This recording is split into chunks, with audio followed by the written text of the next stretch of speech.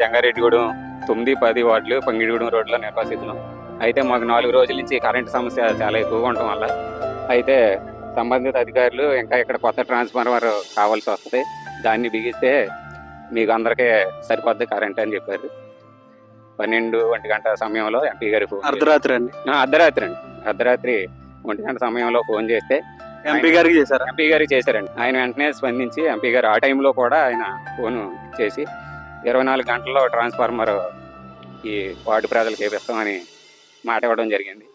అలాగే వెంటనే పుట్టవుటిన తెల్లారేపాటికి మాకు 24 గంటలు కూడా అవ్వకుండానే ఏర్పాటు చేశారు. ఎంపీ స్థాయి ఉన్న ఆయన గారు వెంటనే మాకు ఇలా స్పందించి అది అర్ధరాత్రి టైంలో ఇలా చేసినందుకు మాకు చాలా సంతోషం ఉంది. మరి ఆ టైంలో ఎంపీ గారు ఫోన్ లిఫ్ట్ చేస్తారా అని అనిపించింది మాకు, కానీ ఆయనే మాట్లాడడం మేము విన్నాము. తెల్లారి 5ంటికి స్టార్ట్ చేశారు పని.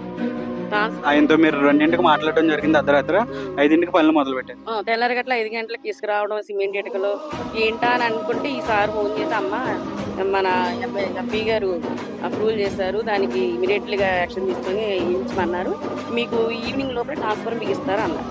అన్నమాటగా అన్నట్లుగానే ట్రాన్స్ఫర్ అయితే మాకు బిగించారు. అక్కడ వరకు ఆయన చేసిన పనికి మేము చాలా రుణపడి ఉంటాము. అలాగే ఎంపీ గారికి చాలా చాలా థ్యాంక్ యూ సార్. మేము అడగంగానే మాకు ట్రాన్స్ఫర్ వేయించారు, ప్రాబ్లం సాల్వ్ చేశారు.